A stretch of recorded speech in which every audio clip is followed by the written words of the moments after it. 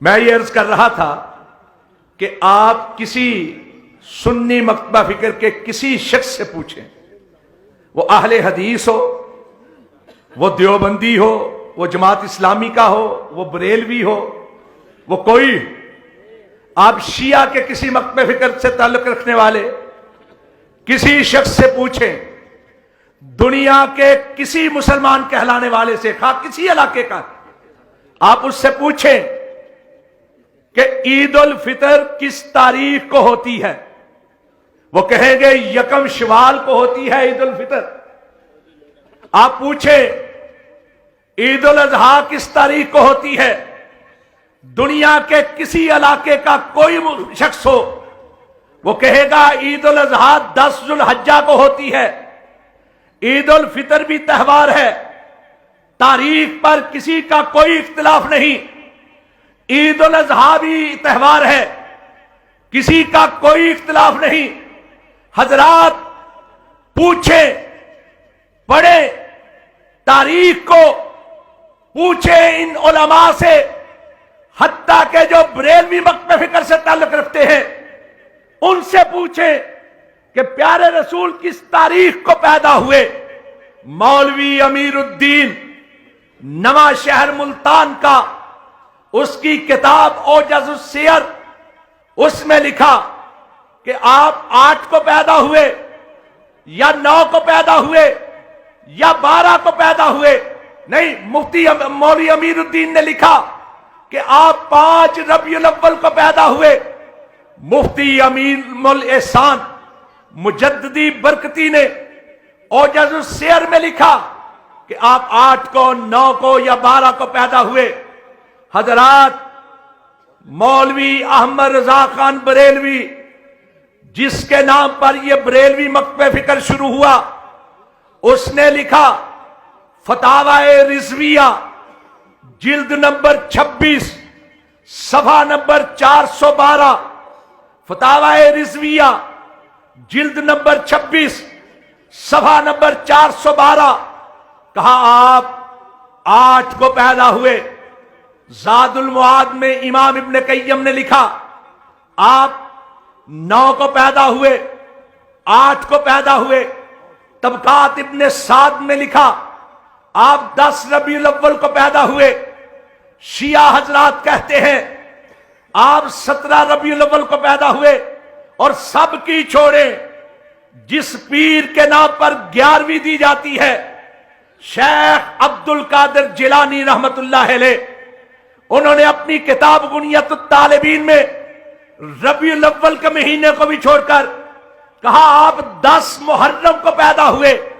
پھر آپ اٹھائیں سیرت کی کتابیں، تاریخ کی کتابیں، حدیث میں تاریخ کی بحث ہی نہیں، سیرت کی کتابیں، تاریخ کی کتابیں، لکھنے والوں نے یہاں تک لکھا کہ آپ مہینوں کے سردار مہینے رمضان میں پیدا ہوئے۔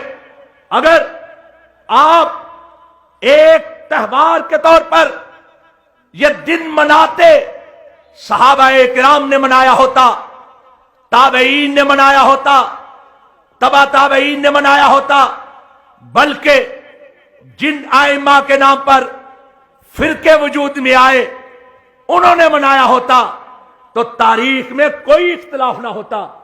اسی طرح جس طرح عید الفطر اور عید الاضحیٰ کے دنوں میں کوئی اختلاف نہیں، تاریخ پیدائش میں اختلاف ہے، لیکن تاریخ وفات پر سب کا اتفاق ہے۔ مولوی احمد رضا خان نے ملفوظات میں لکھا، اور یہی فتاوی رضویہ جلد نمبر 26 صفحہ نمبر 415، پہلا صفحہ تھا تاریخ پیدائش کا، 412، یہ ہے صفحہ نمبر 415، اس میں لکھا کہ آپ 12 ربیع الاول کو فوت ہوئے۔ ایک مولوی تھا اچھروی، محمد عمر اچھروی، اس کی کتاب مقیاس حنفیت، اس کے صفحہ 59 پہ لکھا آپ 12 ربیع الاول کو فوت ہوئے۔ آج سے 10-12 سال پہلے تک سارے لوگ 12 وفات کہتے تھے۔ اب ہم سے پوچھیں، ہم یہ دن کیوں نہیں مناتے؟ ہمیں کسی نے مجبور نہیں کیا کہ ہم لوگوں کے طعنے برداشت کریں، لوگ ہمیں گالیاں دیں، ہمارا مذاق اڑائیں۔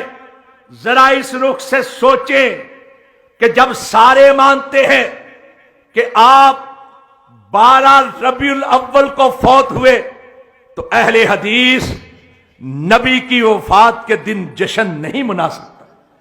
اس انداز سے کبھی سوچیں، کبھی اس انداز سے سوچیں۔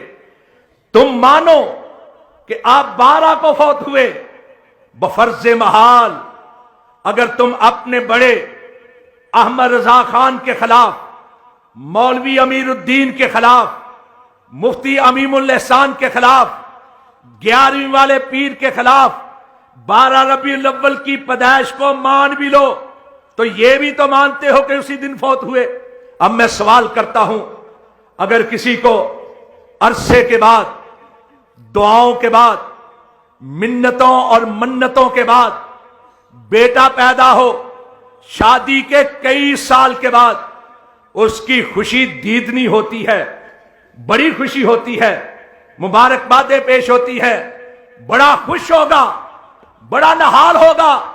وہی بیٹا جو منتوں اور منتوں کے بعد ملا، اگر وہی بیٹا اسی دن فوت ہو جائے تو مجھے بتائیں، کیا پھر بھی خوشی مناتے رہیں گے یا افسوس ہوگا؟ تیرا ملنا خوشی کی بات صحیح، تجھ سے مل کر اداس رہتا ہوں۔ وہ ساحر لدھیانوی نے کہا تھا، چند کلیاں نشاط کی چن کر مدتوں محو یاس رہتا ہوں، تیرا ملنا خوشی کی بات صحیح، تجھ سے مل کر اداس رہتا ہوں۔ اور میں سوال کرنا چاہتا ہوں، مجھے بتائیں، ذرا سوچیں کہ نبی پاک کا تعلق، نبی پاک کی محبت کیا ایسی محبت ہے کہ جو سال کے بعد جوش میں آتی ہے؟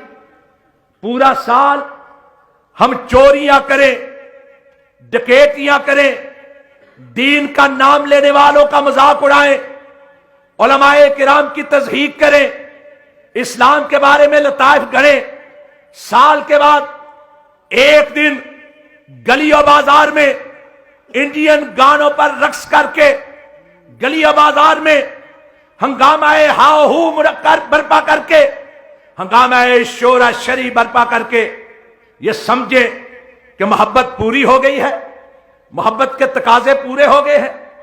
حضرات، میں سوال کرنا چاہتا ہوں، میں نے کبھی طعن و تشنیع کی زبان استعمال نہیں کی، لیکن دعوت فکر ضرور دی جا سکتی ہے۔ میں سوال کرنا چاہتا ہوں، آپ کے سامنے یہ سوال رکھنا چاہتا ہوں، اور آپ کے ذریعے ان لوگوں سے کرنا چاہتا ہوں کہ مجھے بتائیں کہ آپ نے جو جلوس نکالے، آپ نے جس ہستی کے نام پر جلوس نکالے، جس کے سارے راستوں میں محبت کے نعرے بلند کرتے رہے اور اہل حدیث کی مسجدوں کے سامنے کھڑے ہو کر تانے بازی اور اشارے کرتے رہے، مجھے بتائیں کہ کیا اس روز جلوس کے دوران میں نماز کی اذان تمہارے کانوں میں پڑی یا نہیں پڑی؟